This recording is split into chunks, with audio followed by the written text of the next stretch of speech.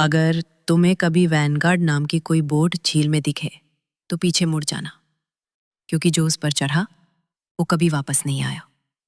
बहुत समय पहले की बात है। उत्तर भारत के एक पहाड़ी इलाके में एक झील थी, काल झील।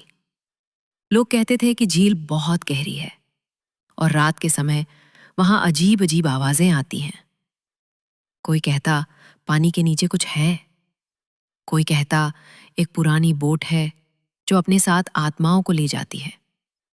4 दोस्त, अविनाश, नील, रुचि और वेदांत, कॉलेज की छुट्टियों में ट्रैकिंग पर गए थे।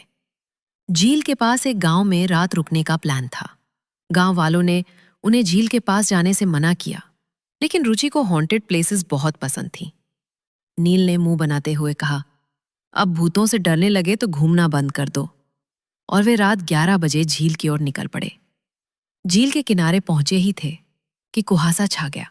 तभी झील के बीचों बीच उन्हें एक पुरानी लकड़ी की नाव दिखी।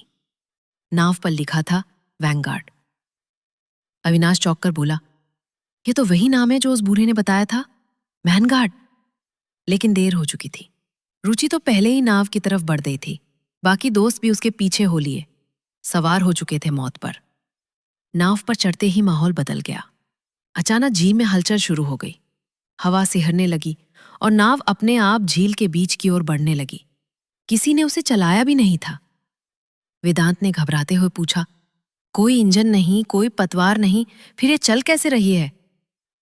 अविनाश ने मोबाइल की टॉर्च चालू की और जैसे ही उसने नाव के नीचे झांका, वहां चेहरे थे, डूबे हुए सड़े गले चेहरे जो नाव की लकड़ी में समाये हुए थे। रुचि चिल्लाई, नीचे कुछ है, किसी ने मेरा पैर पकड़ा।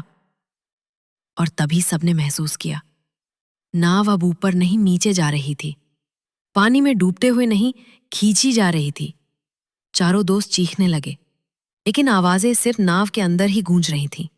बाहर कोई सुन नहीं सकता था। झील की गहराई में एक पुराना पोत था, अंग्रेजों के जमाने का। वही पोत अब वैनगार्ड बोट का रूप लेकर हर कुछ सालों में जिंदा हो उठता था। जो भी उस पर चढ़ता, उसका जीवन उसी पोत का हिस्सा बन जाता। सुबह गांव वालों को सिर्फ किनारे पर पड़े 4 बैग मिले। न नाव थी, न दोस्त। सिर्फ एक चीज झील की लहरों पर तैर रही थी, एक लकड़ी